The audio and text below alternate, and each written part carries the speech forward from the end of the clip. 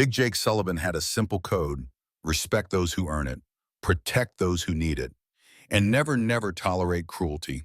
He'd learned that code in Vietnam, refined it in 40 years of riding, and taught it to every member of the Riverside chapter.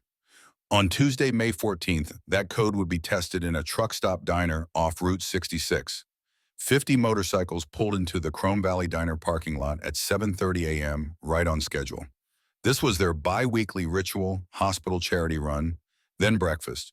The same booth, the same waitress, the same order Big Jake had been placing for 11 years. But today something would be different. Sarah Mitchell poured coffee with the practiced efficiency of 22 years behind a counter. At 43, she could read customers faster than most people read menus. The bikers? Easy. They wanted strong coffee, hot food, and to be left alone to decompress after visiting sick kids. The kid in the $1,100 sneakers who just walked in trouble. Sarah had started her shift at 6 a.m., same as always. 3 jobs, 4 hours of sleep, and a daughter heading to Stanford if she could scrape together $32,000. The math didn't work, but Sarah had learned long ago that the world didn't care about math. It cared about who showed up and did the work. Old Mike was already at the counter when she arrived, third stool. From the left, same as every Tuesday for the past decade. She had his coffee poured before he sat down. Black coffee, 2 eggs over easy wheat toast, no butter. The 78-year-old trucker looked up with eyes that had seen every highway in America. His weathered hands wrapped around the cup like it was the only warmth left in the world. "You're gonna make me predictable, Sarah." "You made yourself predictable, Mike. I just pay attention." She patted his shoulder affectionately, and the old man's eyes crinkled with genuine warmth. Some people came to diners for the food. Some came because they didn't want to eat alone. Old Mike came because Sarah remembered him. The Hendersons arrived next, sliding into booth 4 with the synchronized movement of 42 years of marriage. Mr. Henderson still held the door for his wife. Mrs. Henderson still touched his arm when she laughed. They ordered the same breakfast they'd been ordering since Sarah started working here, and she loved them for it. Martha Rodriguez pushed through the door at 6:45, her nurse's scrubs rumpled from a night shift at County General. She collapsed into a booth near the window, exhaustion written in every line of her body. Sarah brought coffee without being asked. Extra cheese on the scrambled eggs because Martha deserved something indulgent after 12 hours of saving lives. The morning rush built slowly, predictably. Truck drivers grabbing breakfast before their haul. Construction workers fueling up before the job site. A family passing through on their way to somewhere else, the kids sticky with sleep and restlessness. Sarah moved between tables like a dancer who'd memorized every step. A family with a fussy toddler got crayons and a coloring page without asking. A businessman in a hurry got his check the moment he finished his last bite. An elderly woman eating alone got extra time and genuine conversation because Sarah understood that sometimes people came to diners not for the food, but for the feeling of not being invisible. Jose called from the kitchen window. Sarah turned to find him holding up a $20 bill, confusion and gratitude mixing on his face. "A customer left this for me. Said you did great work, wanted to make sure you got it directly." It was a lie, the kind Sarah told every week. The 20 was hers, pulled from tips she couldn't afford to give away. But Jose had 4 kiddos now, and she'd seen him putting back groceries at the checkout line last week, choosing between diapers and formula. He tucked the bill into his pocket, blinking hard. Sarah turned away before he could see that she understood exactly how much $20 could mean. At 7:42, the rumble started. Low and distant at first like approaching thunder, then growing louder until the windows of Chrome Valley Diner actually vibrated in their frames. Conversations stopped mid-sentence. Forks paused halfway to mouths. The family with the toddler instinctively pulled their child closer. 50 motorcycles rolled into the parking lot in a formation that spoke of military precision and brotherhood. Chrome gleamed in the morning sunlight. Leather creaked. Engines growled, and then one by one went silent. The sudden quiet felt almost louder than the noise had been. Through the diner windows, the patrons watched as riders dismounted. Leather vests covered in patches, chains, bandanas, beards, tattoos that crawled up necks and down arms. The words Hell's Angels were visible on several of the vests, and the tension in the diner became thick enough to cut. A businessman at table 7 quietly asked for his check. Martha sat up straighter, her emergency room instincts kicking in. Even Mr. Henderson stopped holding his wife's hand and watched the door nervously. But Sarah Mitchell didn't even look up from pouring coffee. They're regulars. Come in every other Tuesday morning. Tip better than anyone. Old Mike nodded in agreement, his voice carrying across the diner with the authority of age and experience. Best behaved customers we got, actually. The bell above the door chimed and they came in. 50 men and women in leather filling the diner with presents. The leader, a man who stood 6'4" with a gray beard that reached his chest, removed his sunglasses and scanned the room. His eyes, surprisingly gentle for someone who looked like he could break a man in half, landed on Sarah. Morning, Sarah. His voice was a deep rumble that somehow sounded like a hug. Morning, Big Jake. Usual spot. You know it. These weren't the bikers the media warned you about. This was the Riverside chapter of a motorcycle club that had spent the last 15 years proving that brotherhood could mean something beautiful. Big Jake Sullivan, the chapter president, had founded their charity division after his daughter Melissa had been treated for leukemia at Children's Hospital. She'd survived barely, and Jake had made it his life's mission to make sure other kids had the same chance. Every other Tuesday, the chapter did their hospital charity ride visiting sick children, delivering toys and donations, being gentle giants in pediatric wards where hope sometimes felt scarce. And every other Tuesday, they stopped at Chrome Valley Diner because Sarah had once given Jake a free meal when he'd been broken down on the side of the road waiting for a tow truck without enough cash on him. He'd never forgotten that kindness. Rita Sullivan, Jake's wife of 32 years, was right behind him, her gray hair in a long braid down her back. She'd been riding her own bike since before most of the men in the chapter were born, and she ran the charity operations with the efficiency of a Fortune 500 CEO. She made a beeline for Sarah and hugged her like family. How's Emma doing with those college applications? She got into Stanford. Pride lit up Sarah's tired face like sunrise. Stanford, Sarah, that's incredible. Rita's excitement was genuine, loud enough that several of the bikers overheard and called out congratulations. The nervous atmosphere in the diner shifted. The businessman at table 7 relaxed enough to actually eat his eggs. The Hendersons went back to holding hands. This wasn't an invasion. It was a reunion. Sarah worked the tables, taking orders from men with names like Tiny Bear and Razor, who ordered pancakes and said, "Please," and "Thank you, ma'am," with more politeness than half the white-collar customers she served. They asked about her kids by name. They told her about the 11-year-old boy they'd just visited who was beating lymphoma. They showed her photos on their phones of their own grandchildren. Their code was simple but absolute: respect those who deserve it, protect those who need it, and never ever tolerate cruelty. But today their code would be tested in a way they'd never forget. Big Jake sat in the large corner booth that could fit 8 of his crew, sipping coffee and listening to Bear tell a story about his granddaughter's soccer game. But his attention wasn't fully on the conversation. He was watching the parking lot through the window, his instincts tuned to potential trouble, the way a career rider's instincts always were. That's when he saw it. A black Mercedes C-Class pulling into the parking lot, driving too fast, taking up 2 spaces. The car was pristine, expensive, ostentatious. The license plate made Big Jake's jaw tighten involuntarily. Dat kid. He'd seen plates like that before. Vanity plates that announced privilege like a warning label. The driver's side door opened and a teenager stepped out, designer sneakers hitting the pavement like he owned it. 2 friends followed all of them, looking at their phones, laughing too loud, moving with the confidence of people who'd never faced a single consequence. Big Jake set down his coffee cup slowly. Something in his gut twisted. Rita noticed the change in his posture, immediately followed his gaze out the window, and her expression shifted too. Jake. Her voice was quiet, cautious. Just watching. But his hands, scarred from decades of riding and working and living, had formed loose fists on the table. The bell above the diner door chimed again, and everything changed. Tyler Ashford III was wearing $3,400 on his body when he walked through the door of Chrome Valley Diner. The Balenciaga Triple S sneakers alone cost $1,100. The distressed Amiri jeans, another $800. His Supreme Box logo hoodie, $600 for a piece of cotton that was deliberately made to look worn. The Rolex Submariner on his wrist, his 17th birthday gift from his father, another $900, though the real one cost $40,000. Tyler wore the replica because he had already lost 2 genuine Rolexes and his father had finally put his foot down. Behind him came his two friends, Devin and Marcus, both holding their phones horizontally, already recording. They were content creators, or at least that's what they called themselves. Their specialty was social experiments that weren't experiments at all, just exercises in humiliation disguised as entertainment. Tyler had 17 million followers across his platforms.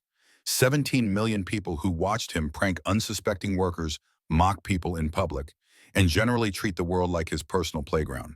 His most viral video, the one that had gained him 6 million followers in a single week, showed him leaving a one-penny tip on a $300 bill and filming the server's reaction. By tonight, he'd lose 6 million of them. The warm atmosphere of Chrome Valley Diner shifted the moment Tyler entered. It was like someone had opened a door and let cold air rush in. His voice carried across the space, loud and performative, everything calculated for the cameras his friends were operating. Yeah, this place is literally so vintage. Like, are we in a time machine? Do they even have Wi-Fi here? He laughed at his own joke, a sound without genuine humor. The diner had gone quiet again, but this was a different kind of quiet than when the bikers arrived. This was the uncomfortable silence of people recognizing trouble. Tyler scanned the diner with entitled eyes, walking past several open tables until he zeroed in on the best booth, the large corner one with the window view. The fact that it was currently occupied by Big Jake and 7 members of his crew didn't seem to register as an obstacle. "Excuse me, we need this booth. It has the best lighting for content." Big Jake looked up slowly from his coffee. The temperature in his eyes could have frozen gasoline, but his voice remained calm, measured. "Booth's occupied, son. Plenty of other seats." Tyler's face flickered with surprise. He clearly wasn't used to being told no. "Do you know who I am?" "Can't say that I do. Can't say that I care." For a moment, Tyler looked like he might push the issue. Devin and Marcus had their phones trained on the interaction, hoping for confrontation. But something in Big Jake's absolute stillness made Tyler reconsider. He wasn't used to reading dangerous men, but some instinct for self-preservation finally kicked in. "Whatever, this place is probably garbage anyway." The words were muttered loud enough to be heard, designed to save face. Tyler turned away to find another booth, choosing one in Sarah's section. Of course he did. Sarah approached with the same professional warmth. She gave everyone her order pad ready, her smile in place despite the exhaustion that lived in her bones. She had no idea who Tyler Ashford was. Didn't know about his 17 million followers. Didn't know about his specialty in humiliation content. Didn't know that he'd actually called his father on the drive over, bragging about how he was going to destroy some random waitress for views. "Good morning, gentlemen. Welcome to Chrome Valley. Can I start you off with some coffee?" Tyler looked up at her, and his eyes did a quick calculation. Middle-aged, tired, obviously working class. Perfect target. He smiled, but it didn't reach his eyes. "Yeah, we'll take coffee, but I have very specific requirements, and I need you to pay attention because I don't like repeating myself." In the corner booth, Big Jake's attention had shifted entirely to Sarah's section. Rita touched his arm gently, a silent communication between people who'd been married for 3 decades. The entire crew had stopped their conversations. 50 pairs of eyes were now watching a 17-year-old kid who had no idea he was about to make the biggest mistake of his life. Old Mike, still sitting at the counter, muttered into his coffee cup, "Here we go." He was right. Tyler's order started simply enough, or so Sarah thought. "I'll have the breakfast burger, but I need you to get this exactly right because I'm very particular about my food." Sarah's pen was poised over her order pad, her professional smile still in place. "Of course, how would you like that cooked?" "Medium rare, but not regular medium rare. I need the internal temperature to be exactly 135 degrees. Not 130, not 140, 135. Can you handle that?" Sarah had been waitressing for 22 years. She'd handled far more complicated requests than temperature specifications. "I'll make sure the kitchen knows. And the cheese needs to be white cheddar, melted but not runny, and I want it added exactly 90 seconds before the burger comes off the grill. The bun needs to be toasted on the inside, only not the outside, because I hate when the outside gets too crunchy. You're getting all this?" Sarah wrote quickly, nodding. "White cheddar melted, not runny, added 90 seconds before done. Bun toasted, inside only. The lettuce needs to be iceberg, not romaine. And it has to be cold, like actually cold. And tomatoes, but only the center slices." No end pieces because those are disgusting. Onions raw but soaked in ice water first to take the bite out. Pickles on the side, not on the burger. Fries need to be extra crispy, almost burnt but not quite. And I want them seasoned with sea salt, not regular salt. Regular salt is for poor people. Devin and Marcus had their phones trained on Sarah's face, capturing every moment of what they knew was coming. This was Tyler's patterns: make impossible demands, set the worker up for failure, then unleash humiliation when they inevitably couldn't meet his absurd specifications. Sarah finished writing, her hand cramping slightly. I've got all that. Anything to drink besides coffee. Tyler's voice had an edge, now the first hint of the cruelty to come. Did I say I was done? I apologize. Please continue. I also need you to make sure the cook washes his hands before touching my food. I don't know who works in your kitchen, but hygiene is important to me. The insult was barely veiled. Sarah's smile tightened almost imperceptibly, but she maintained her composure. Our kitchen maintains the highest health standards, sir. I'll get this order in for you right away. She walked toward the kitchen, her back straight, despite the exhaustion that wanted to make her shoulders slump. Sarah had dealt with difficult customers before, but she felt something different in the air today. A kind of electric tension that made the hair on the back of her neck stand up. At the corner booth, Big Jake made a small hand gesture to his crew, just two fingers pointed down. The signal was clear: stand down, watch for now. Coffee cups were pushed aside. 50 bikers shifted their attention entirely to Sarah's section, their body language subtle but unmistakable to anyone who knew how to read it. Rita leaned close to her husband, her voice barely a whisper. Jake, that's a child. That's a bully. Age doesn't change what you are.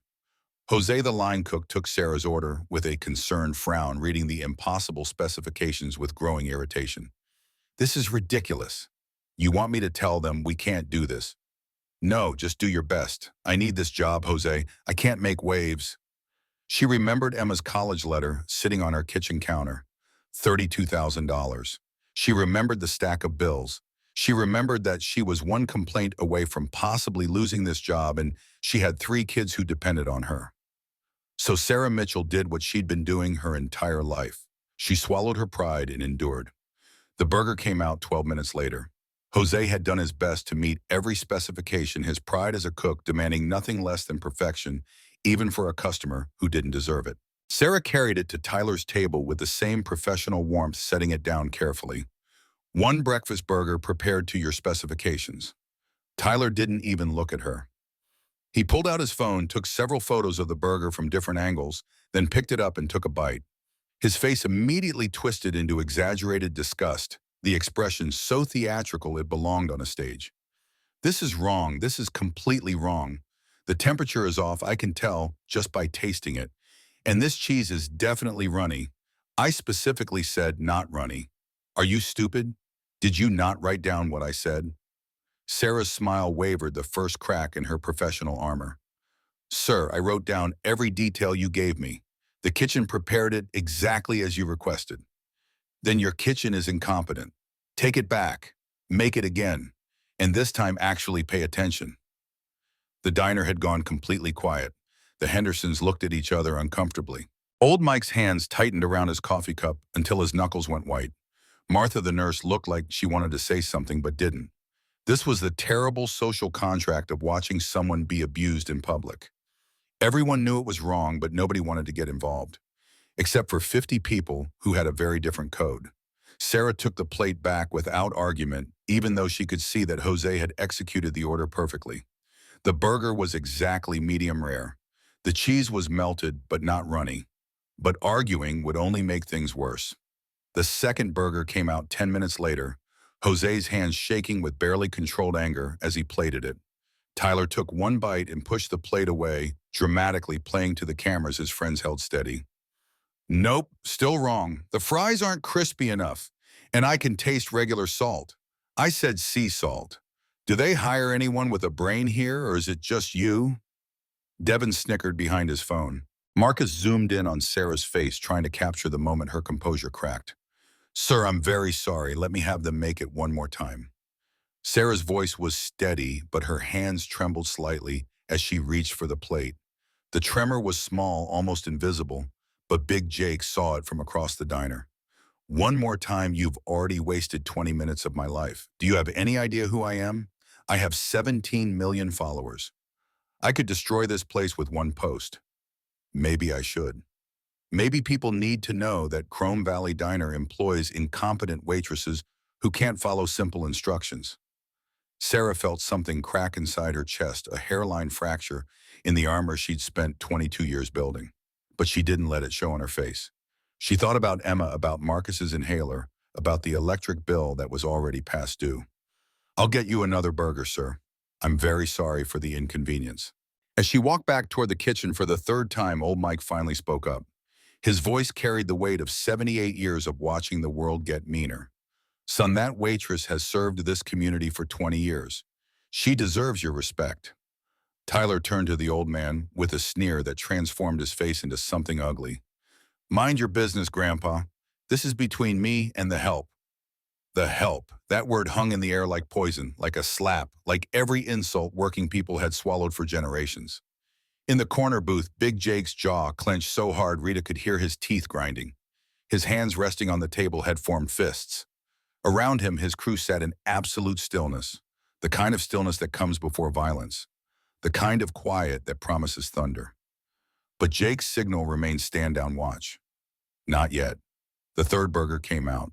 Jose had cooked it with shaking hands, angry on Sarah's behalf, but helpless to do anything about it. He'd wanted to spit in it, to poison it, to do something that would make this entitled kid understand what consequences felt like. But he didn't, because Sarah needed this job and he wouldn't be the reason she lost it. Sarah delivered it with an apology already forming on her lips, her professional mask still in place, even though it was cracking at the edges like old paint. Tyler didn't even taste it this time. He just looked at Sarah with cold, calculating eyes. The eyes of someone who'd spent 17 years learning that cruelty without consequence was the same as permission. You know what? I don't even want this anymore. Your service has been so terrible that you've ruined my appetite. He leaned back in the booth, spreading his arms across the top of the seat like a king on a throne. But here's what you're going to do. You're going to stand there and apologize for being incompetent. And you're going to mean it. And my friends are going to record it. And then maybe I won't completely destroy your pathetic diner on social media. The third burger sat on the table between them, steam still rising from the perfectly cooked meat that would never be eaten wasted like everything else Tyler touched. Sarah stood there, order pad still in her hand, and for the first time in the entire encounter, tears formed in her eyes. Not from anger, not even from the humiliation, but from the weight of everything. 22 years of serving people who sometimes treated her like she wasn't human. 4 hours of sleep, bills she couldn't pay, dreams she couldn't afford. And now this boy, this child who'd never struggled a day in his life, telling her she was nobody. Sarah had been hungry, she'd been exhausted, she'd been desperate. But never in 43 years had she felt so small, so invisible, so utterly worthless. Tyler saw the tears forming and smiled. This was exactly what he wanted, the moment of breaking the visible crack in someone's dignity, the proof that he had power over another human being. He leaned in close, his voice dropping to a whisper that was somehow more cruel than his shouting had been. You want to know what you are? You're entertainment. You're content. You're nothing but a prop in my life. And then he did it. Tyler Ashford III gathered saliva in his mouth and spit directly into Sarah Mitchell's face. Time seemed to fracture.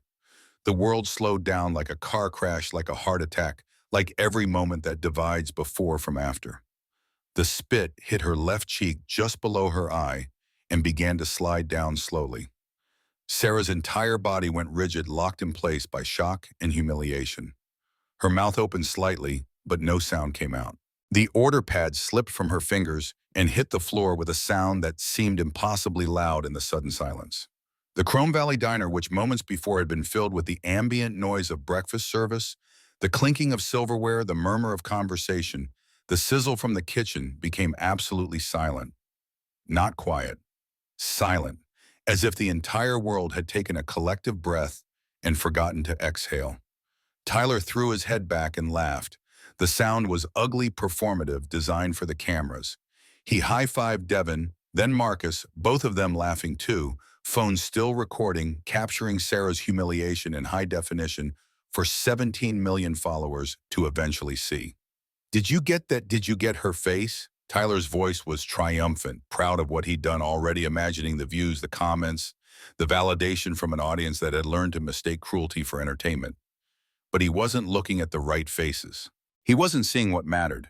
He wasn't seeing old Mike stand up at the counter, his 78-year-old hands shaking with a rage that transcended words. He wasn't seeing Martha pull out her phone to call the police, her nurse's training the only thing keeping her hands steady. He wasn't seeing Mr. and Mrs. Henderson clutching each other's hands so tightly their knuckles had gone white. He wasn't seeing Jose burst through the kitchen door only to be held back by another cook who knew this situation was about to escalate beyond anything they could control. And he definitely wasn't seeing what was happening in the corner booth. The silence lasted exactly 4 seconds. Then 50 chairs scraped backwards simultaneously. The sound was like thunder, like judgment, like the earth itself shifting beneath Tyler's feet. It was the sound of a code being activated, of a promise being kept, of justice preparing to be served. 50 men and women in leather stood as one unit, their movements synchronized not through planning, but through shared code, shared outrage, shared purpose. This was what brotherhood looked like when it mattered. This was what it meant to protect those who needed it. Big Jake Sullivan rose last, his 6'4" frame unfolding with deliberate slowness.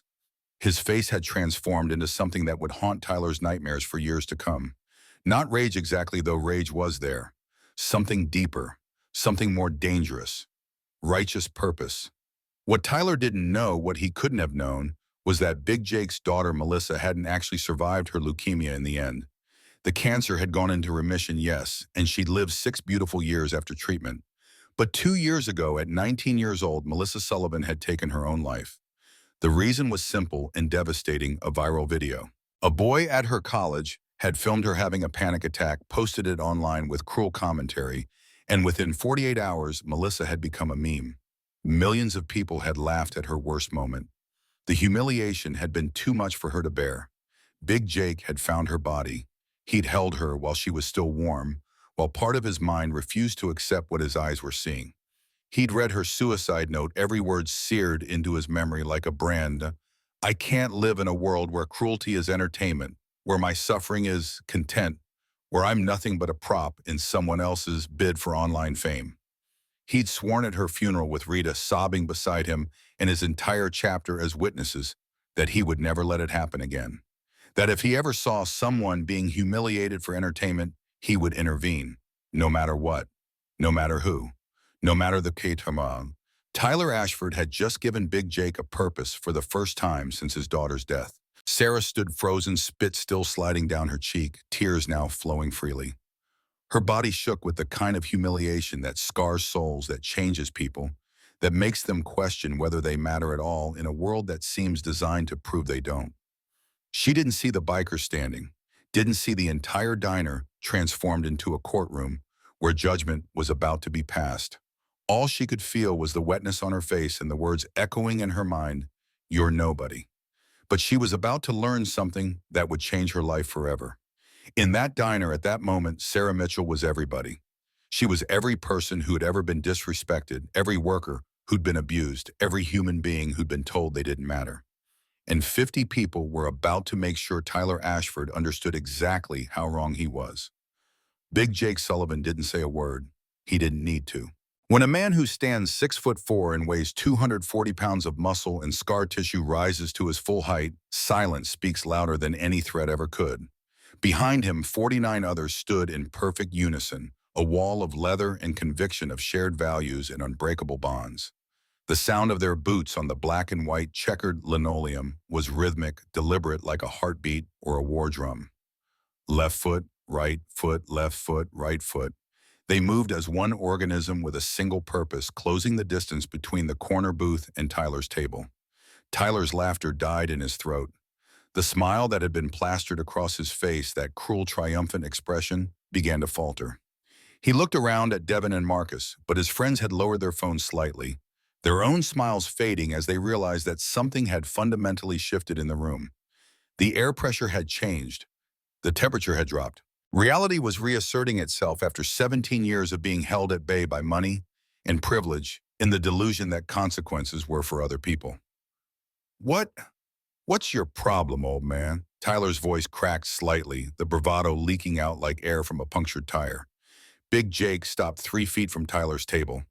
Up close, the difference was even more stark. Tyler, for all his designer clothes and expensive accessories, looked exactly like what he was a boy playing at being powerful, wearing a costume of confidence that didn't fit.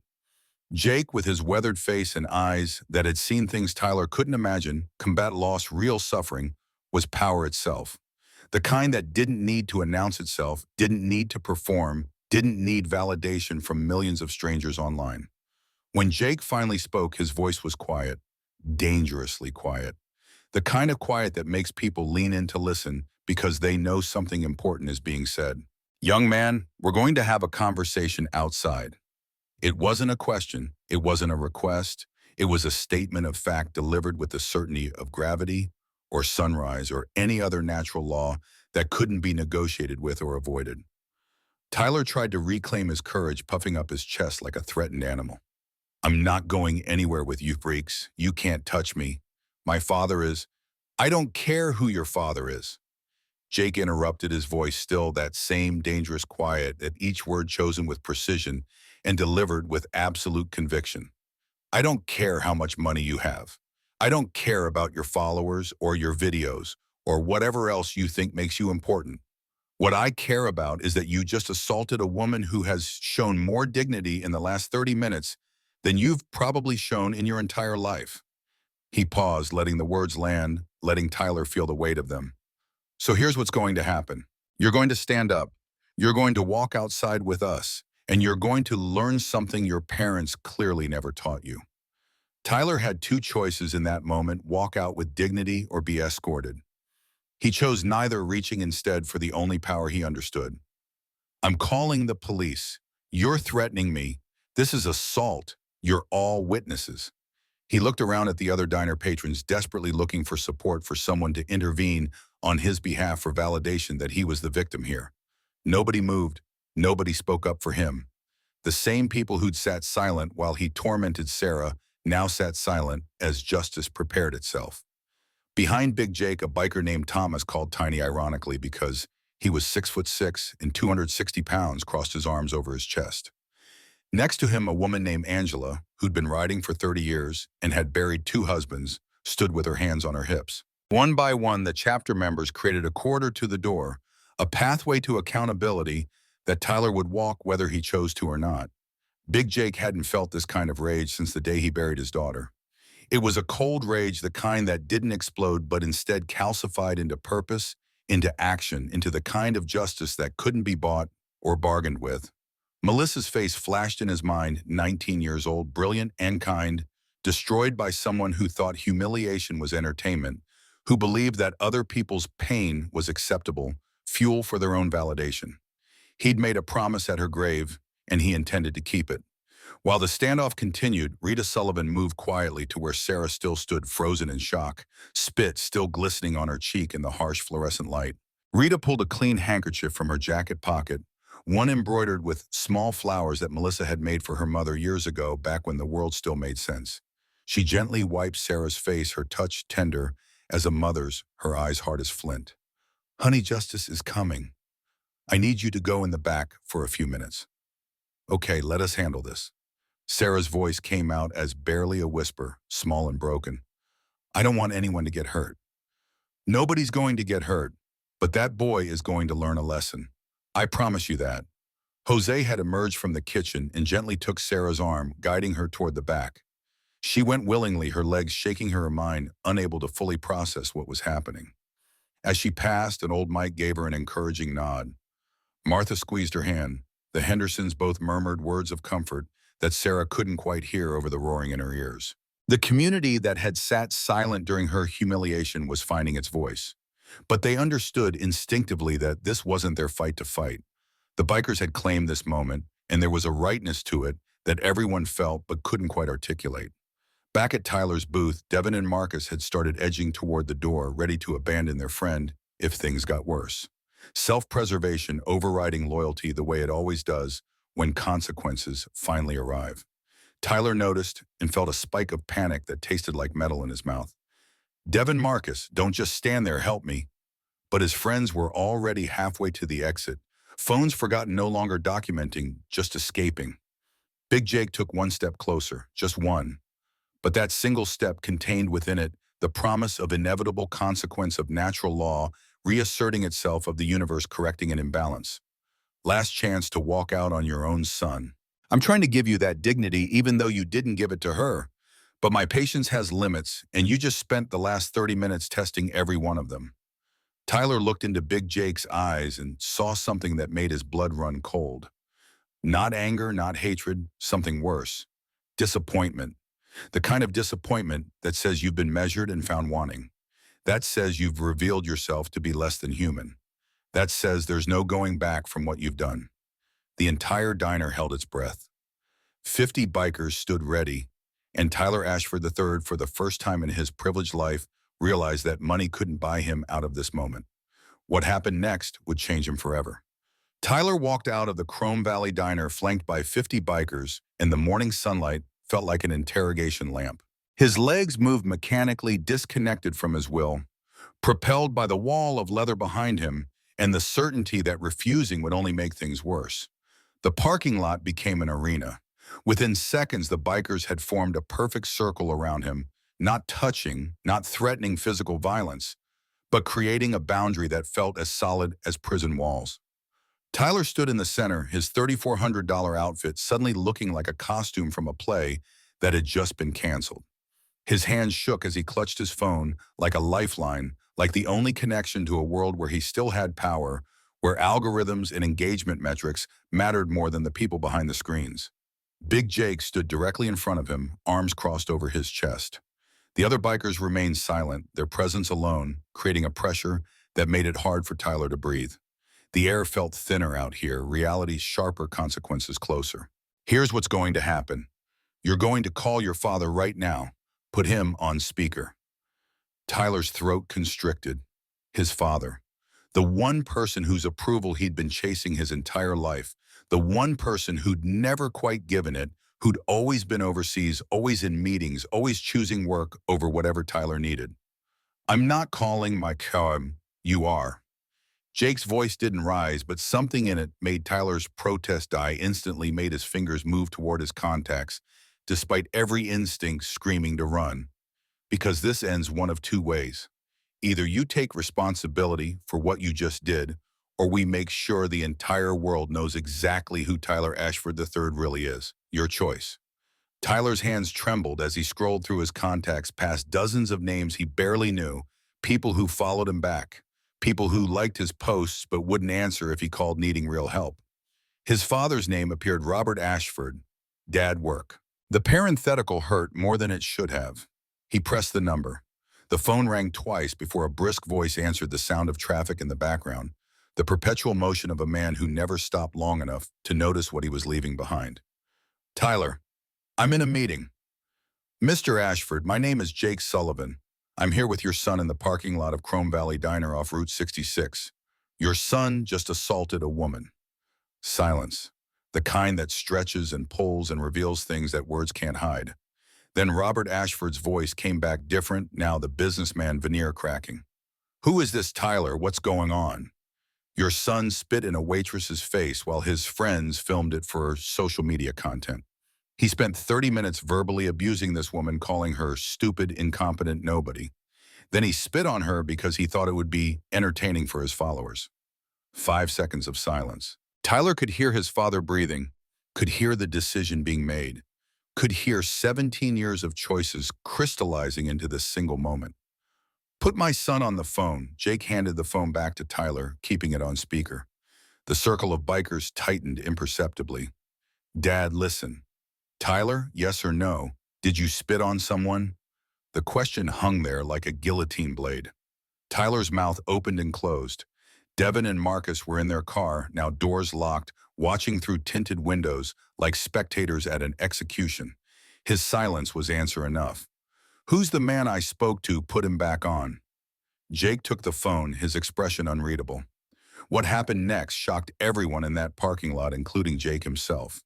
He'd braced for threats, for lawyers, for the kind of privileged outrage that money buys. Instead, he got something he hadn't expected: an ally. Mr. Sullivan, thank you. Those two words hung in the desert air like a prayer. I've been waiting for someone to teach him this lesson. Whatever you're doing, I support it. Tyler's face went white bloodless, like he'd been shot and was only now realizing it. Dad, Dad, you can't. Yes, I can. You're nearly 18, Tyler. You're about to be an adult, and adults face consequences. Robert Ashford's voice carried the weight of regrets too long postponed, of a father who'd let work consume him while his son consumed everything else. My son has spent 17 years being told he's special. His mother and I divorced over how to raise him. She wanted to keep protecting him, shielding him from every consequence, buying his way out of every problem. I wanted him to learn that actions matter, that respect is earned, not purchased. She won custody. I got overseas assignments in the illusion that I was doing the right thing by providing financially. Big Jake listened, recalibrating. This wasn't the enemy. This was another casualty of the same war. His mother died when he was 10, cancer, ovarian, 14 months from diagnosis to... Robert's voice broke just slightly, just enough. Tyler was there when she died, held her hand. I was in Singapore closing a deal. I got home 3 hours after she passed. My son faced the worst moment of his life alone because I chose work over family. Again.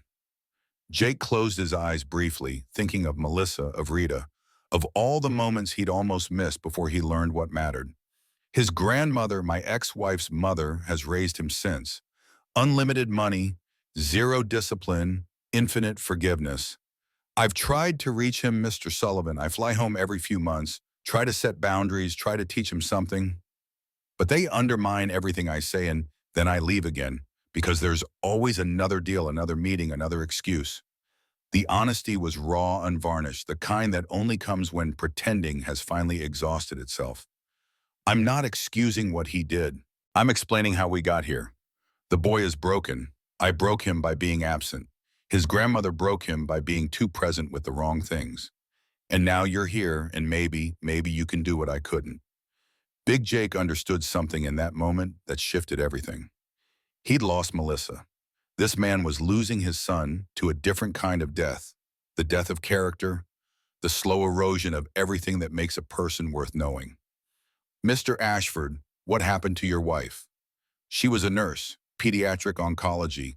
She spent her life caring for dying children, and when she got sick herself, she refused aggressive treatment because she'd seen what it did. She died with dignity, surrounded by patients' families she'd helped over the years. Tyler saw all of it, watched her waste away. I think he's been angry ever since, and I wasn't there to help him process it. Jake's jaw worked. Rita had been a nurse too once. Vietnam-era patching up boys who were barely older than Tyler, watching too many of them die far from home. I'm going to teach your son who that woman is. We're going to help him understand what respect means, what consequences look like. And if he's willing to learn, we're going to give him a chance to make it right. Good. Robert Ashford's voice carried something like relief, like a man who'd been holding his breath for 7 years and could finally exhale. I'm 2 hours away.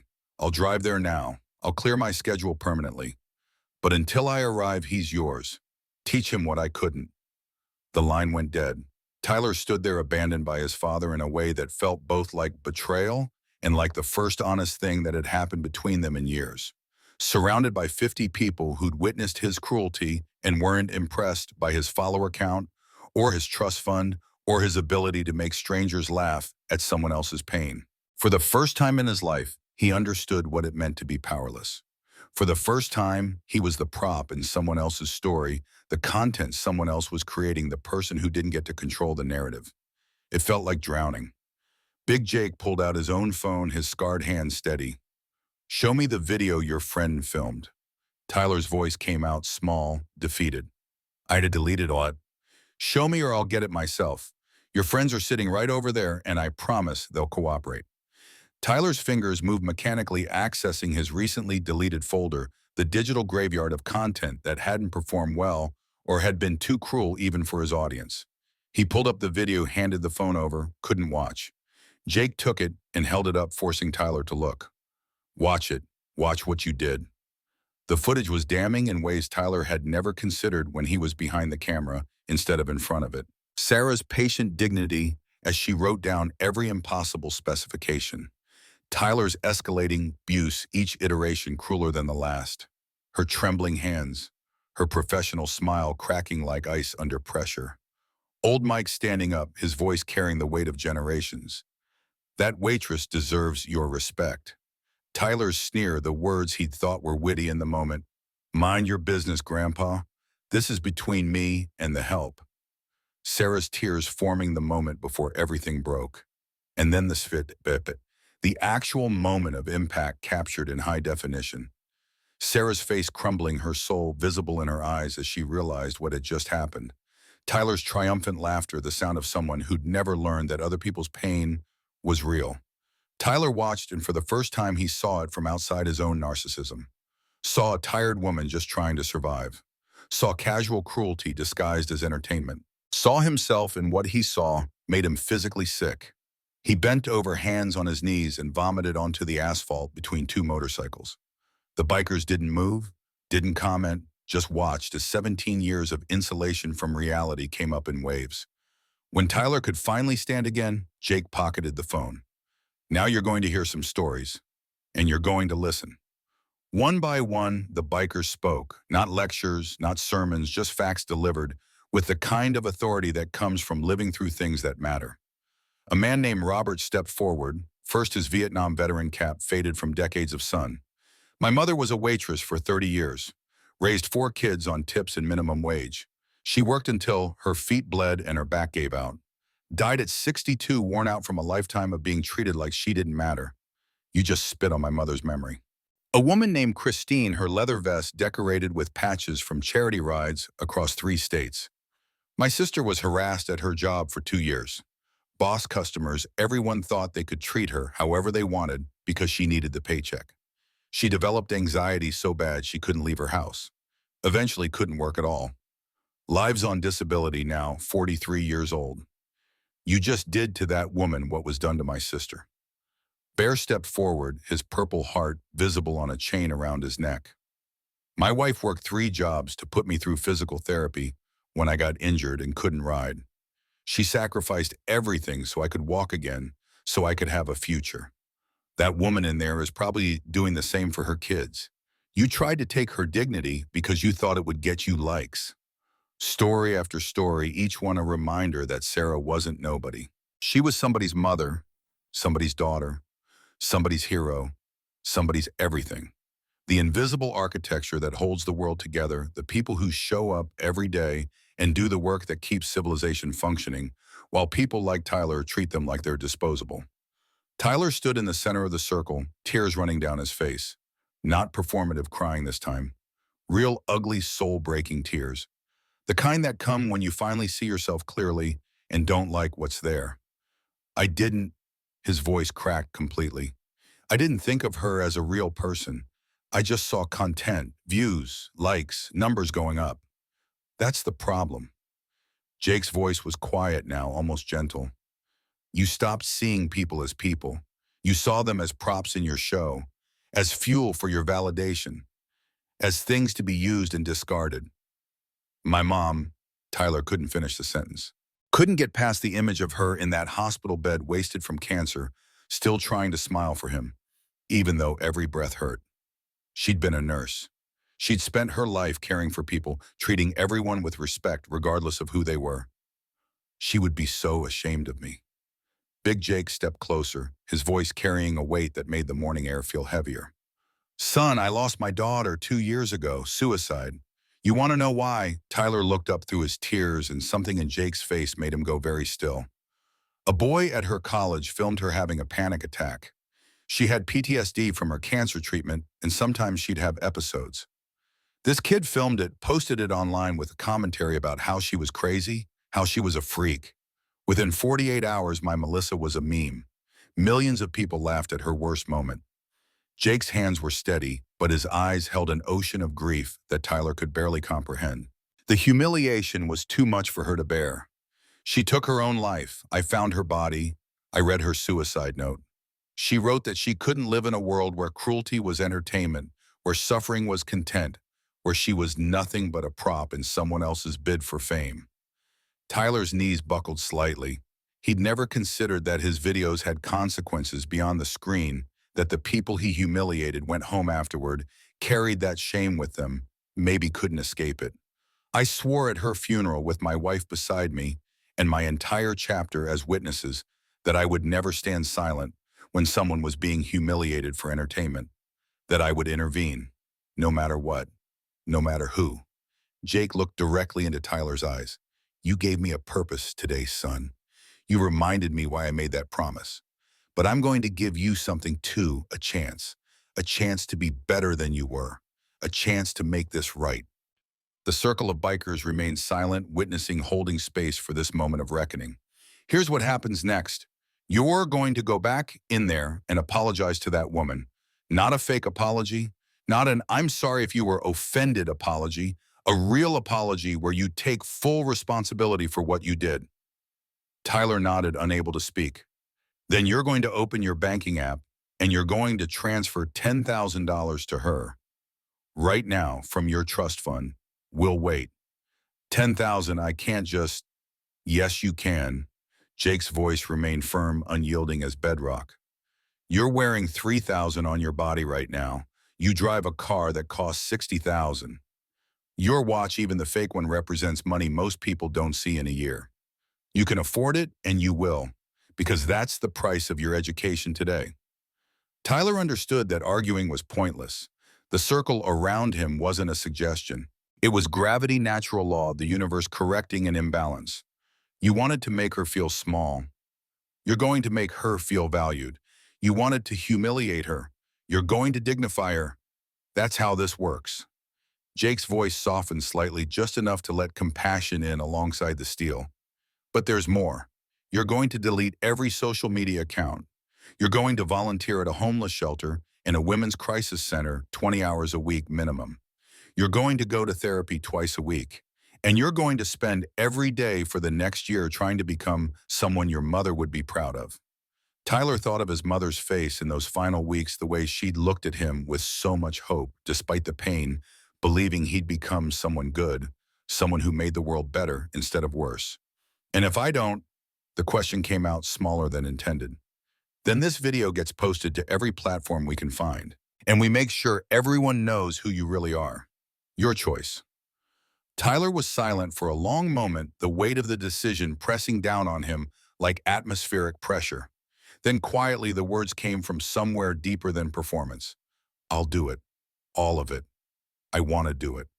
Why? Jake's question wasn't rhetorical. He needed to know if Tyler understood if something had actually changed or if this was just another act. Because you're right. Because my mom would be ashamed. Because that woman didn't deserve what I did. Because I don't want to be this person anymore.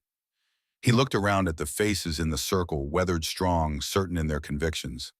I'm tired of being empty, of chasing numbers that don't mean anything, of hurting people because I'm too broken to know how else to feel powerful. Big Jake studied him for a long moment, searching for truth, finding something that looked genuine enough to build on. All right, son, let's go make this right. When Tyler Ashford III walked back through the door of Chrome Valley Diner, he was a different person than the one who'd walked out 20 minutes earlier. His shoulders were hunched, his eyes red and swollen from crying, his hands trembling as he pushed open the door. The bell chimed, not like a warning this time, but like an announcement of reckoning, like the sound that plays when accounts come due. The diner was fuller now. Word had spread the way it always does in small communities, through text messages and phone calls, through the invisible network of people who care about each other and want to witness when justice finally arrives. Every single person had their phone out, pointed at Tyler as he entered. This time he wasn't controlling the narrative. He was living inside consequences he couldn't edit, delete, or spin. He was the content now, the prop, the person being watched and judged. Sarah had been brought back from the kitchen by Rita, who held her hand like a mother preparing her daughter for something important. Sarah's face was clean now, the spit wiped away with Melissa's handkerchief, but the emotional residue remained visible in her eyes. She stood near the counter, old Mike on one side, Martha on the other, the community creating a protective wall between her and the boy who tried to destroy her dignity. Tyler walked toward her slowly. Each step required courage he didn't know he possessed. The 50 bikers filed back in behind him, silent escorts ensuring he followed through their boots, marking time like a funeral march. The distance from the door to where Sarah stood was maybe 30 feet. It felt infinite. When he finally stood in front of her, his voice broke before he even began speaking. "Ma'am, I don't even know how to start." Sarah didn't speak, just looked at him with those tired eyes that had seen too much endured, too much carried too much weight for too many years. "What I did to you is unforgivable." The words tumbled out unrehearsed raw. "There's no excuse. Not my age, not my upbringing, not anything. I treated you like you weren't human, and you are. You're someone's mother. You're someone who works harder in a day than I've probably worked in my entire life. You have dignity and strength that I can't even comprehend." His voice cracked, the careful pronunciation of privilege giving way to something more fundamental.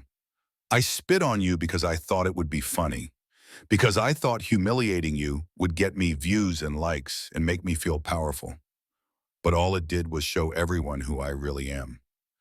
The tears came freely now, unstoppable, genuine. "And I'm ashamed of that person. I'm so ashamed." Tyler's voice dropped to barely a whisper, the words meant only for Sarah even though everyone could hear. "My mom died when I was 10. She was a nurse. She spent her whole life taking care of people, helping people, treating everyone with respect, no matter who they were." Sarah's expression shifted slightly, the first crack in her armor, the first sign that she was seeing him as something other than the monster who'd spit on her. "She would be so disappointed in who I've become. I think I've been so angry for so long that I forgot how to be kind. I forgot how to see people as people instead of just content for my channel." He looked directly at her now, meeting her eyes despite every instinct screaming to look away. "But that's not your burden to carry. You didn't deserve any of what I did to you. None of it. And I know saying sorry isn't enough. Words are cheap when you've spent years using them to hurt people. But I'm asking you if you can find it in yourself, please forgive me." The diner was completely silent. Even the kitchen had gone quiet, Jose standing in the window with tears running down his face. This wasn't performative anymore. This was a soul breaking open, a boy becoming something closer to human, a moment of transformation witnessed by a community that understood the difference between performance and truth. Sarah looked at this child who'd caused her such pain and saw something she recognized: brokenness. She'd been broken by life in different ways, worn down by circumstance, ground to dust by a system that valued profit over people. But she'd never let it turn her cruel. Maybe she could show him there was another way. "I accept your apology." The simplicity of it, no lecture, no conditions, just grace, hit Tyler like a physical blow. His knees almost gave out. "But I need you to understand something." Sarah's voice gained strength, the dignity that Tyler had tried to destroy, reasserting itself like spring returning after winter. "I have 3 children. My daughter got into Stanford, full academic scholarship, but there are still $32,000 in expenses I can't cover. I work 3 jobs, I sleep 4 hours a night, and every single day I make a choice." She paused, making sure he was listening, making sure he understood. "I choose to be kind, even when I'm exhausted, even when people treat me badly, even when the world feels unfair. Because that's what my children need to see. That's what this community needs. That's what makes us human." Her words carried the weight of 22 years behind a counter, 22 years of choosing grace over bitterness. I hope you've learned something today. I hope you become the person your mother would have wanted you to be. And I hope you remember that every person you meet, every single one, is fighting a battle you know nothing about. So be kind. Always. Tyler nodded, unable to speak through the tears that wouldn't stop. Then he pulled out his phone with shaking hands, opened his banking app, entered Sarah's name, and the phone number Rita quietly provided. Transfer amount, $10,000 on. He turned the screen toward her so she could see it was real, that this wasn't another trick, another performance. His finger hovered over confirm for just a moment. This was more money than he'd ever given away, more than he'd spent on anything that wasn't for himself, and then he pressed it. Sarah stared at the phone, at the number that represented more money than she'd seen in one place in her entire life. Her legs gave out, betrayed by exhaustion and shock and the sudden possibility that maybe things could be okay. She collapsed into the nearest chair, one hand over her mouth, tears streaming down her face. $10,000. Not enough to solve everything, the bills would still come, the exhaustion would still be there, but enough to breathe. Enough for Emma's first semester expenses. Enough to catch up on rent and utilities. Enough to feel like maybe the universe wasn't entirely indifferent to her struggle. The diner erupted. Applause, tears, people hugging each other like they'd witnessed something sacred, something that proved the world could still be good. Sometimes that justice could still happen, that ordinary people could still matter.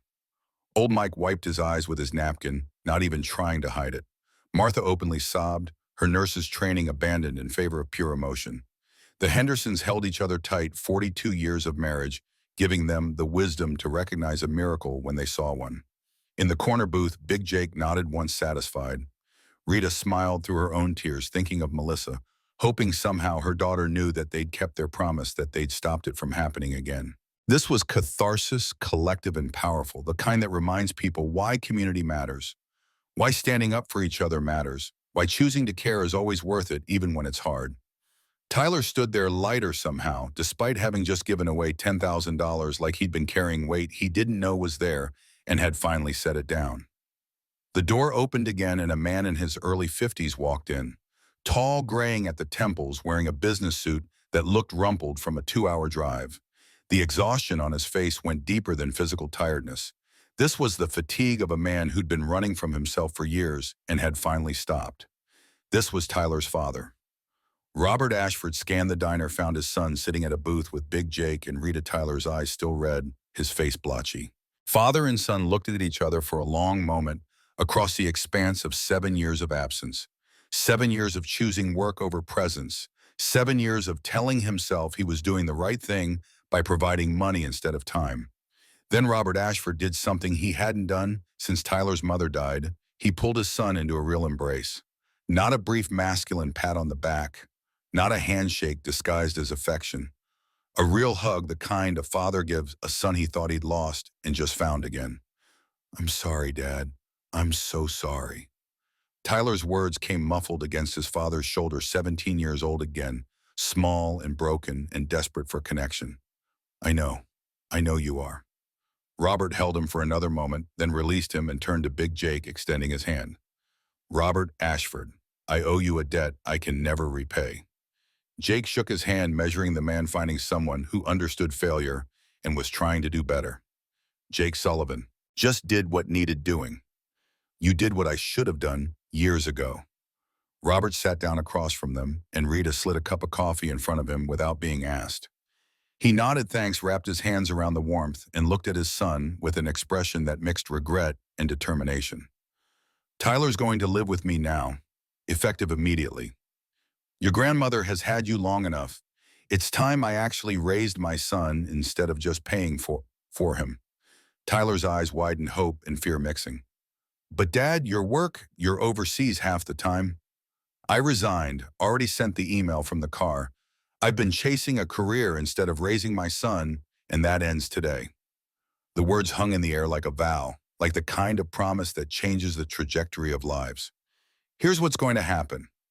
You're going to finish your senior year at a different school, public school, not private. You're going to get a part-time job. You're going to volunteer 20 hours a week like these folks told you. You're going to therapy twice a week, and every penny you earn goes into a fund." Tyler listened, and for the first time in years, felt like his father was actually seeing him. "What fund?" "A fund to make restitution to everyone you've hurt with your content over the years.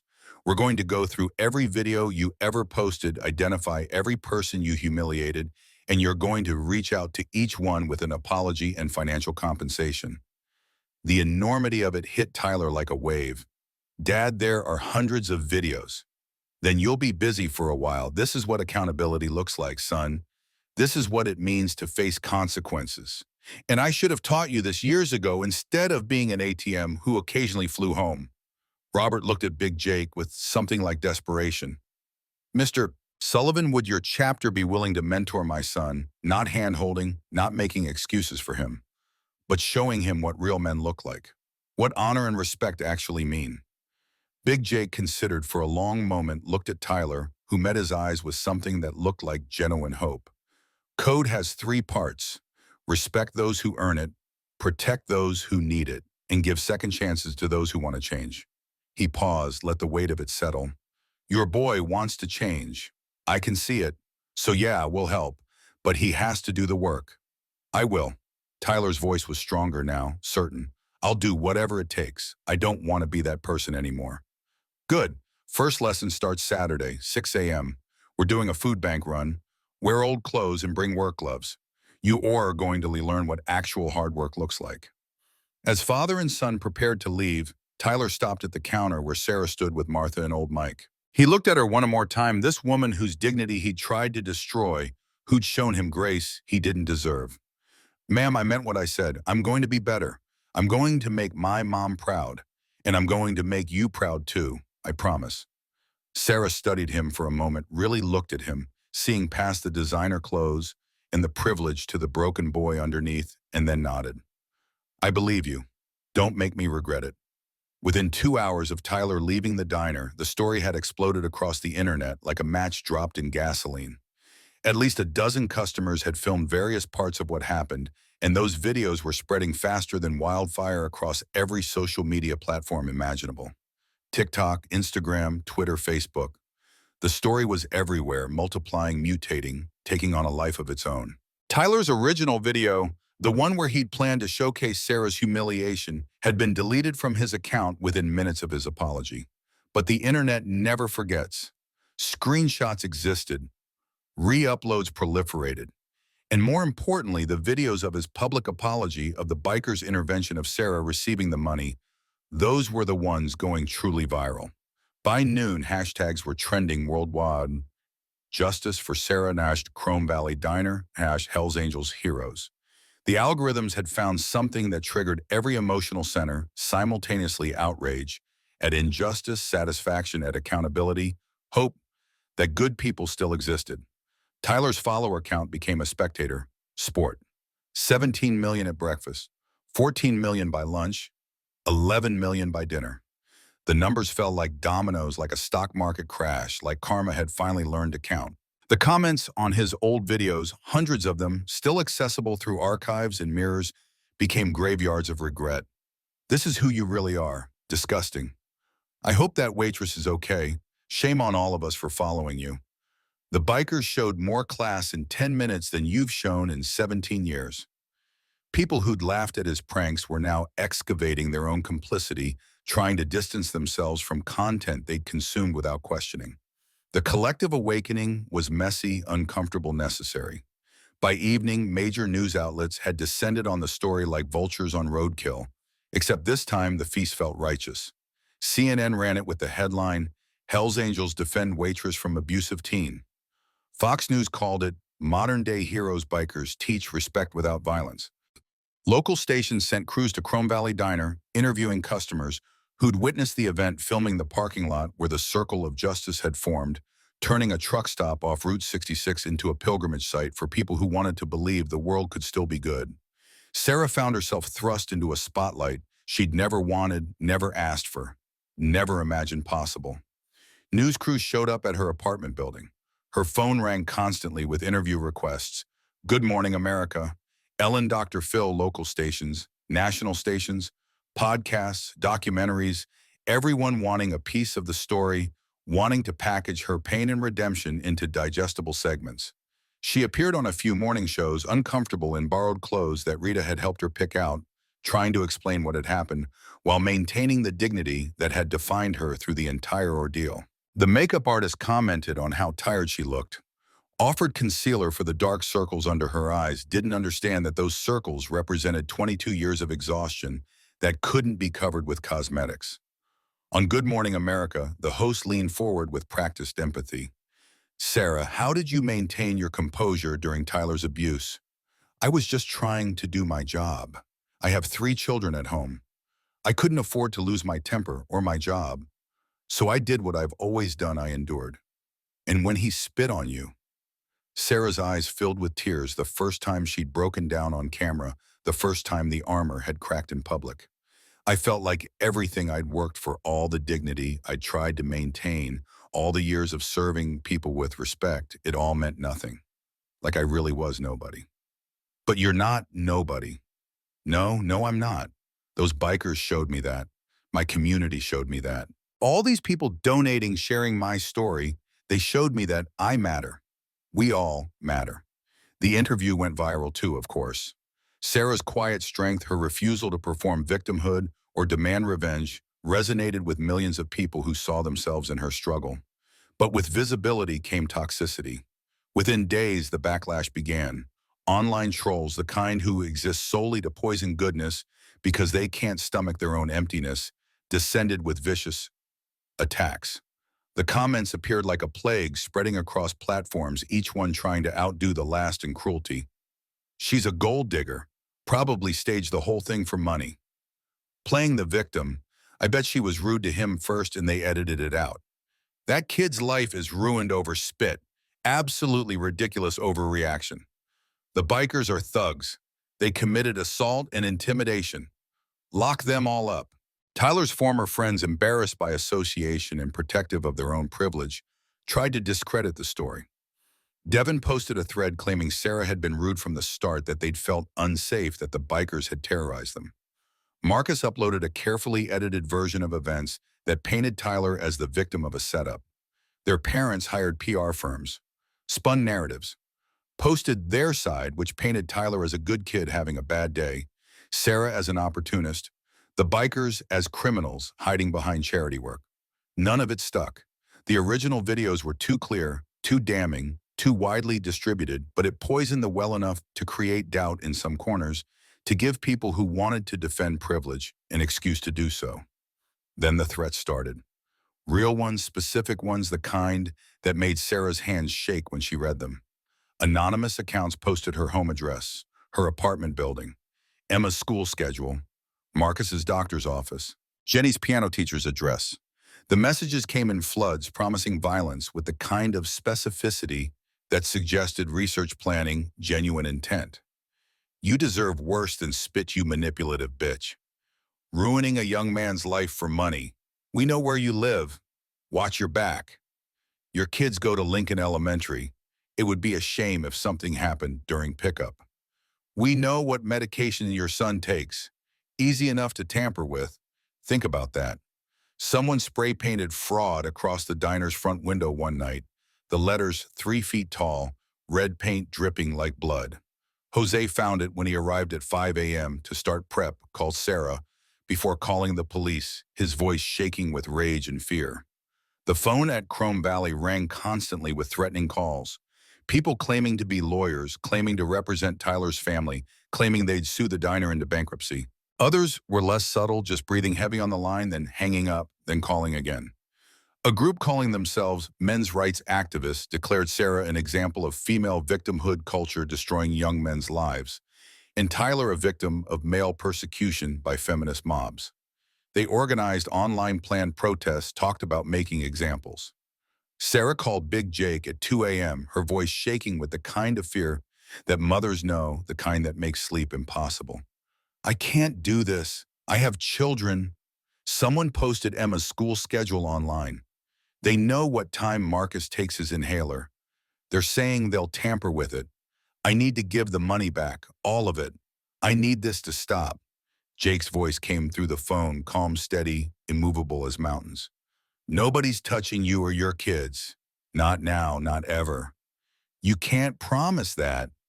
Yes, I can. The certainty in his voice was absolute, the kind that comes from having nothing left to lose, from having already buried a daughter and refusing to let it happen again. Within 2 hours, the Riverside chapter had organized a protection rotation with military precision.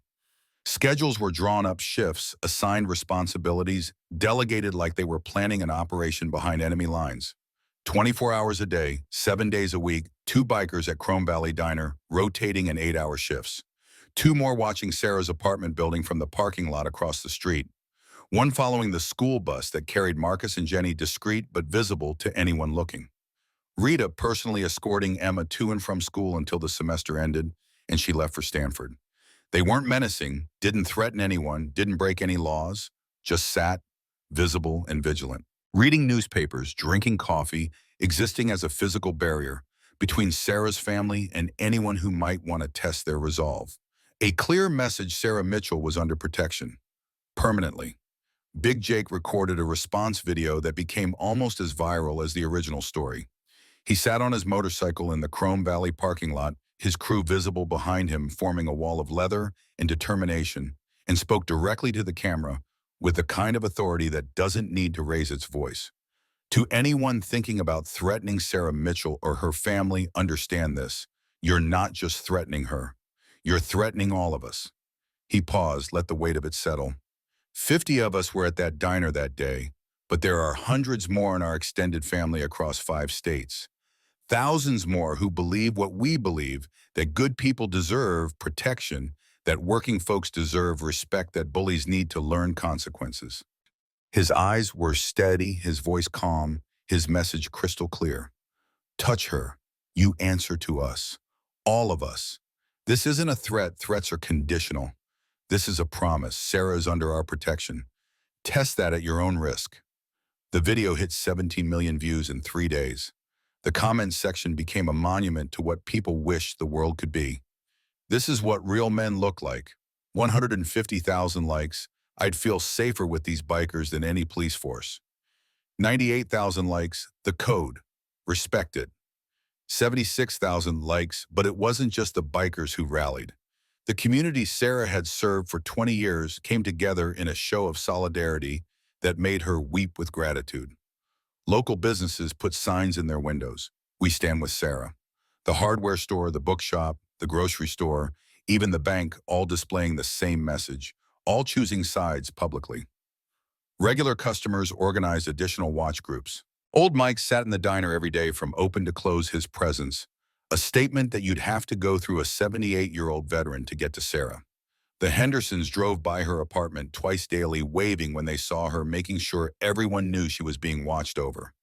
Martha coordinated with hospital security to flag any suspicious activity, to keep an eye out for anyone asking questions about Sarah's kids, about their medical information, about anything that didn't feel right. Jose and the kitchen staff took turns walking Sarah to her car.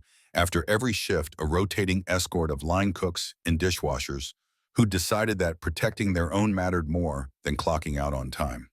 A petition supporting Sarah, demanding legal protection from harassment, gathered 15,000 signatures in a week. The local police chief, a regular at the diner, who always ordered the biscuits and gravy, personally assured Sarah that any threats would be investigated as hate crimes, that she had the full support of the department. Faced with overwhelming opposition, the trolls began to back down. The threats slowed, then stopped. The negative comments were drowned out by positive ones, buried under avalanches of support from people who had decided that Sarah's story mattered more than some strangers' need to feel powerful by tearing others down. The GoFundMe that Martha had started, modest goal of 20,000, thinking maybe a few hundred people would contribute, had become something else entirely. The numbers kept climbing, unstoppable, a tidal wave of solidarity from strangers who'd never met Sarah, but felt connected to her struggle. Within 24 hours, $180,000. Within a week, $247,000. The donations came from everywhere, every amount meaningful. $5 from a single mother in Ohio who wrote, "I've been Sarah, thank you for your dignity." $100 from a retired teacher in California for Emma's books. $500 from a veteran in Texas. Those bikers represent the best of us. $1,000 from an anonymous donor. In memory of my mother, who was a waitress for 40 years and died never owning a home. The comments section filled with stories that could fill volumes, testimonies from the invisible army of working people who saw themselves in Sarah's struggle. A server in Atlanta. "Last week, someone threw a drink in my face because their steak was overcooked. I cried in the walk-in freezer for 20 minutes. Sarah's story made me feel seen. Thank you." A reformed bully. "I was Tyler once. Not as bad, but I treated service workers like they were beneath me. This story made me face what I'd become. I'm going to do better." A granddaughter. "My grandmother raised 4 kids on waitress wages. She died never owning a home, never taking a vacation, never retiring. Sarah deserves every penny of this and more." The money was verified, transferred, real. Enough for Emma's entire 4 years at Stanford, with money left over for Marcus and Jenny's futures. Enough to catch up on every bill, to fix the wobbling ceiling fan, to buy Marcus an emergency inhaler for home and school, and Jose's car. enough to breathe without choosing between dignity and survival. Sarah cried when she saw the final total, cried in a way she hadn't let herself cry in 22 years, cried until Rita held her and promised that it was okay to accept help, that she'd earned this, that the world was finally paying a debt long overdue. 3 months passed. The media moved on to new stories, new outrages, new opportunities to package human suffering into digestible content. The death threats had stopped completely. The trolls had found new targets. The viral moment had passed into internet history, remembered by some, forgotten. By most, just another story in an endless feed. But for Sarah, life had found a new rhythm. She still worked at Chrome Valley Diner, but the weight on her shoulders was lighter. Now the mathematics of survival less brutal. Emma was enrolled at Stanford's schedule, set dorm assigned every expense covered by scholarship and donations. Marcus's asthma was under control. She could afford his medication without choosing between that and groceries, could buy him the name brand inhaler that worked better. Jenny had new school supplies, clothes that actually fit piano lessons she'd always wanted, but Sarah had never been able to afford. The bikers still came, every other Tuesday, still sat in the corner booth, still ordered the same meals and tipped better than anyone. And Sarah still served them with the same warmth, the same efficiency, the same dignity she'd always possessed. Except now, when she looked at Big Jake and Rita and the crew, she didn't just see customers. She saw family. She saw the people who'd stood up when it mattered, who'd turned the worst day of her life into a doorway to something better. One Thursday morning in late August, Sarah's phone rang. Big Jake's name on the screen. "Can you come to the diner tomorrow morning, 10 o'clock? It's important." Sarah's heart jumped, old instincts kicking in. Is everything okay? Is someone hurt? Everything's better than okay, trust me. Just be there. She could hear the smile in his voice, something underneath it that sounded like excitement, like a secret too good to keep much longer. Jake, what's going on? You'll see. Oh, and Sarah wears something nice. This is a special occasion. He hung up before she could ask more questions, leaving her staring at her phone with confusion mixing with curiosity, wondering what could possibly require nice clothes at a truck stop diner. Sarah arrived at Chrome Valley at 9:55 the next morning, 5 minutes early from habit from 22 years of always showing up on time because that's what you did when you needed the car more than the car needed you.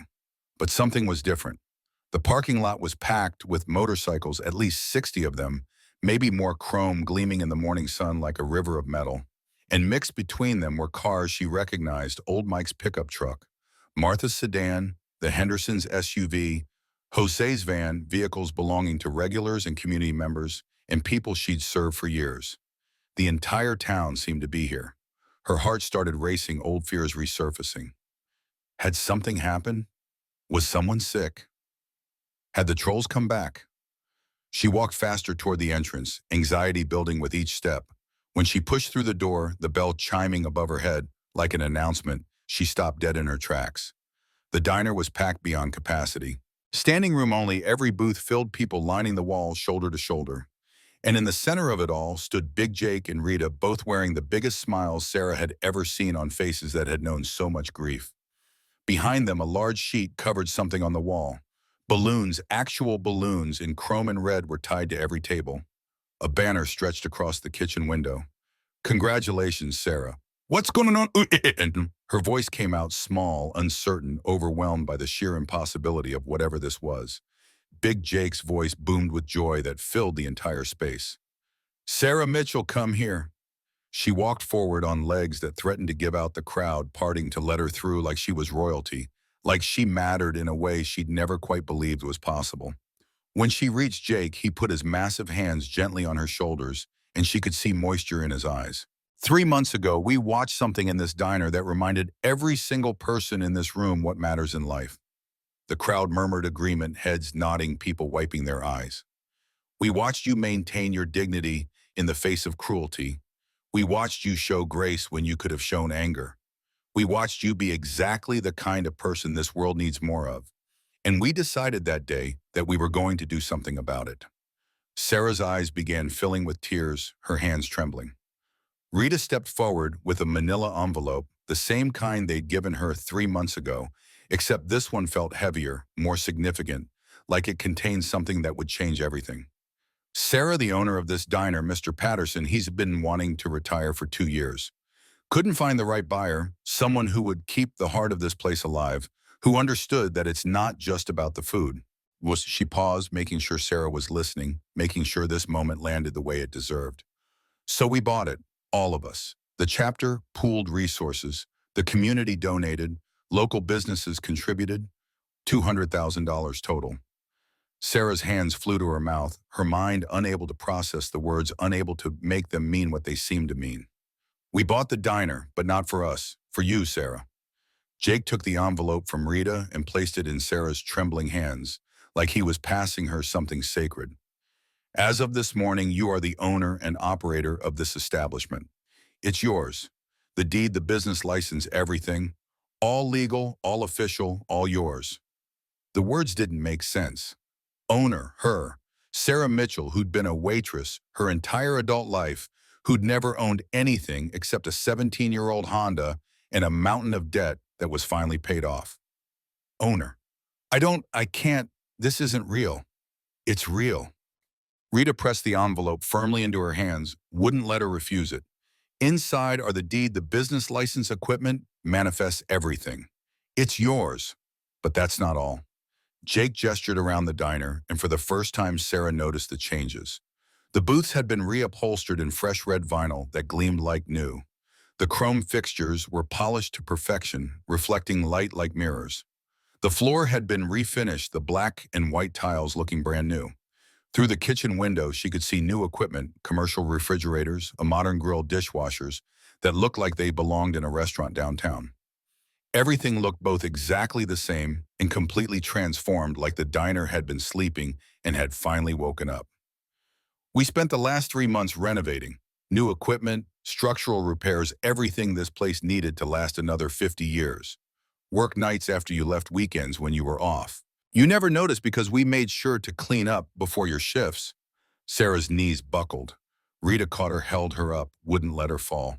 And we changed the name. Jake walked to the wall and pulled the sheet off with the ceremony of someone unveiling a monument. Behind it was a beautiful new sign, hand-carved wood, with elegant lettering that must have cost thousands, professional quality, that spoke of care and craftsmanship and love. Sarah's Second Chance Cafe. Below it, smaller text and script, where dignity is served daily.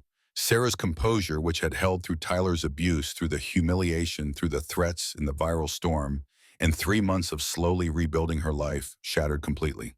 She broke down in a way that was almost frightening in its intensity, her whole body shaking with sobs that seemed to come from her very soul. 22 years of exhaustion. 22 years of choosing between bills and food, between her children's needs and her own, between dreams and survival. 22 years of being invisible, of being taken for granted, of wondering if any of it mattered. All of it came pouring out in that moment, every bit of pain and fear and desperate hope, finding release in tears that wouldn't stop, couldn't stop, didn't need to stop anymore.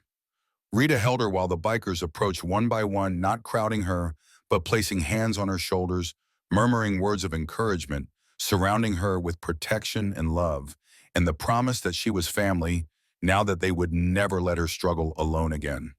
These men and women who looked so intimidating to outsiders were gentle as they created a circle of safety around Sarah, their rough hands and scarred faces radiating nothing but kindness. When Sarah could finally breathe again, when the sobs had subsided to shaky breaths, Rita helped her to a chair and knelt beside her like a supplicant before a queen. "There's one more thing, honey." Jake pulled out a document, official-looking papers with legal seals and signatures. "The business is structured as a profit-sharing model. You keep 70% of all profits. This is your livelihood, your security. The other 30% goes into a fund." Sarah's voice came out hoarse from crying. "What fund?" "A scholarship fund for children of service workers who want to go to college. Kids like Emma. Kids whose parents work themselves to exhaustion trying to give them a better life. Kids who deserve a chance but can't afford one." Jake's voice grew thick with emotion, and Rita took his hand, squeezed it, gave him strength. "We're calling it the Melissa Sullivan Memorial Scholarship, after my daughter." Sarah looked up at Jake and saw the pain and pride mixed in his eyes, saw a father who'd turned his greatest loss into something that would help others, who'd transformed grief into grace.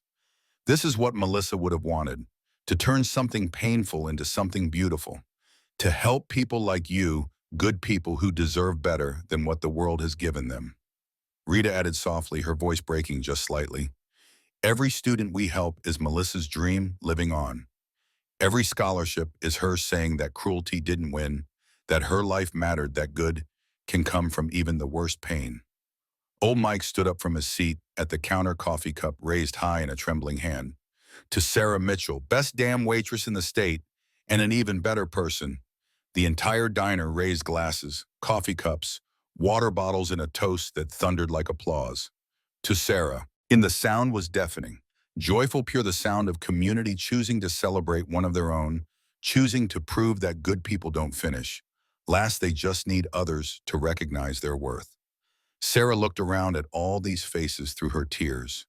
Old Mike crying openly at 78 years old and not caring who saw. Martha with her hands clasped over her heart. The Hendersons holding each other after 42 years of marriage and still finding new reasons to believe in love. Jose grinning so wide his face might split, proud of the woman who'd been slipping him 20s for years. And 50 bikers, these intimidating men and women in leather, all smiling with genuine joy at seeing Sarah receive what she'd always deserved. Sarah stood on shaking legs, Rita helping steady her. I don't know what to say.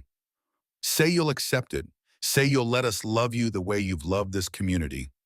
Sarah looked around, tears still streaming, and found her voice somewhere beneath the overwhelming gratitude.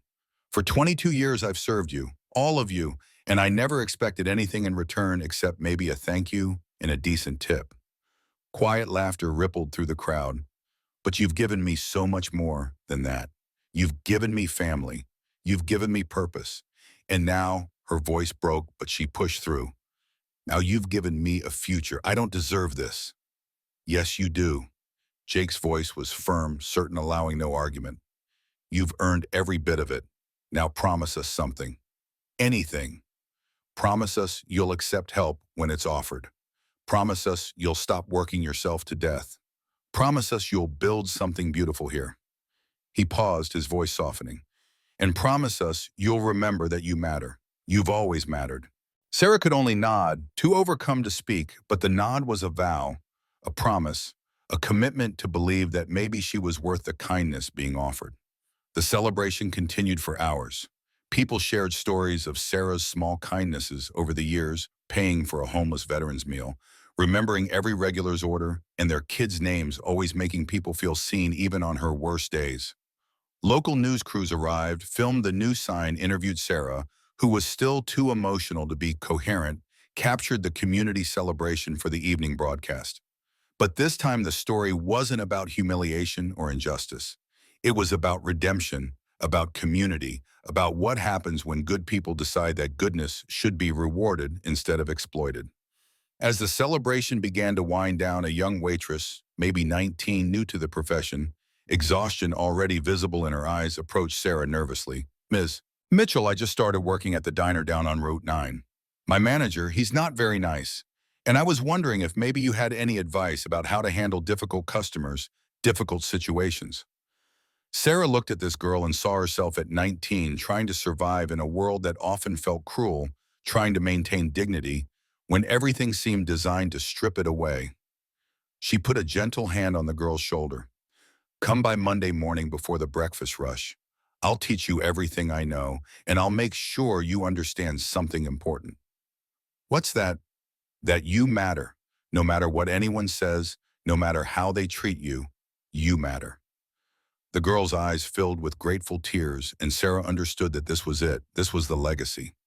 Not just a diner or a scholarship fund, but a reminder that dignity and respect and kindness could change the world one person at a time. 1 year later, Sarah stood in the same parking lot on another May morning, watching the sun hit the hand-carved sign just right. Sarah's Second Chance Cafe. 365 days since the worst morning of her life had become the beginning of something she still couldn't quite believe was real. Her diner. The thought still felt surreal, still made her shake her head in wonder. The business had thrived beyond her wildest dreams. Revenue up 40%, staff retention at 100%, unheard of in an industry where people usually burned out and quit within months. Customer satisfaction through the roof.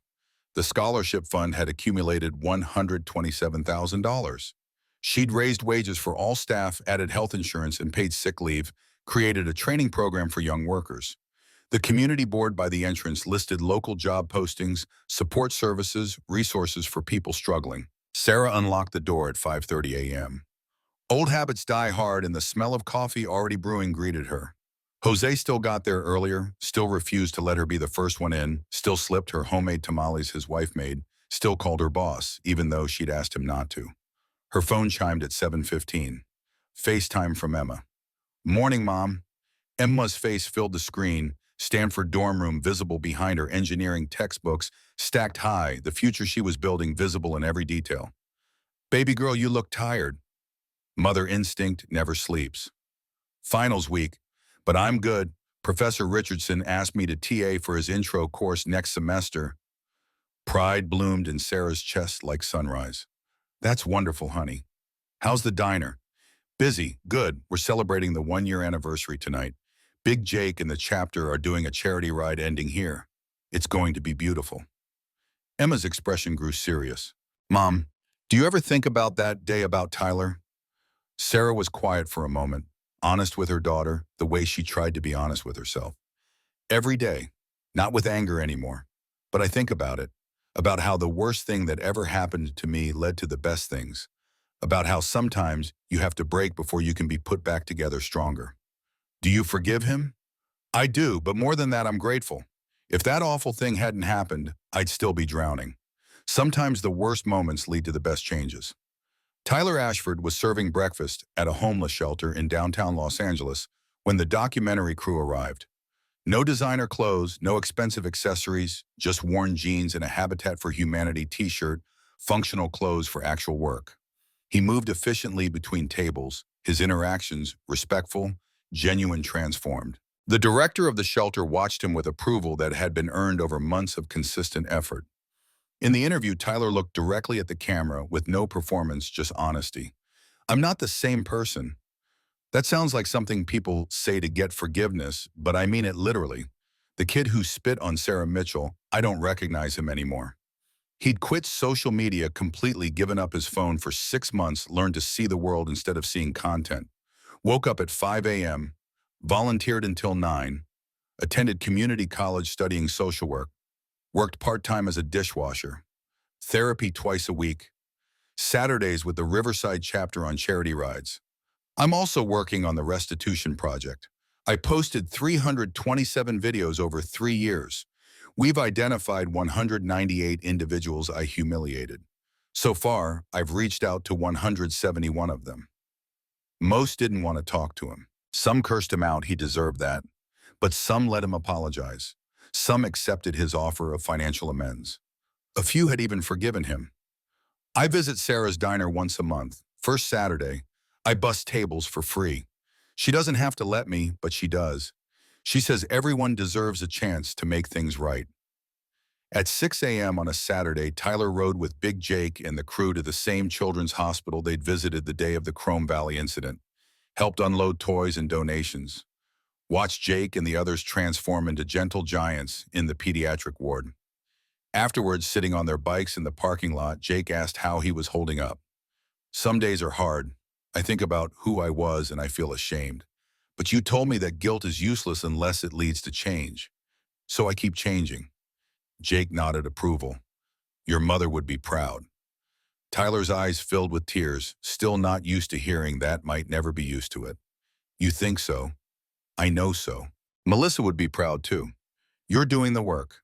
That's what matters. That evening, Sarah's Second Chance Cafe was transformed for the first scholarship ceremony. 3 recipients, each receiving $15,000 for their first year of college. Sarah stood at the microphone, more comfortable now in the spotlight, but still humble, still surprised anyone wanted to hear what she had to say. A year ago, I was serving coffee and trying to survive. I never imagined I'd be standing here giving away scholarships, running my own business, living a life I didn't think was possible for someone like me. She looked at the 3 students whose futures were about to change. But that's the thing about second chances. They don't just change you, they ripple outward. They change families, communities, the world. Big Jake stepped up beside her, placing a supportive hand on her shoulder. We have an announcement. The Riverside chapter, along with 10 other motorcycle clubs across California, are expanding the Melissa Sullivan Memorial Scholarship. Next year, 15 scholarships. Year after that, 30. Our goal is 100 annually within 5 years. Rita stepped up holding a framed photo of Melissa, beautiful young, full of promise that had been stolen too soon. My daughter would have been 22 this year. She wanted to be a teacher. She wanted to help people. This scholarship is her legacy.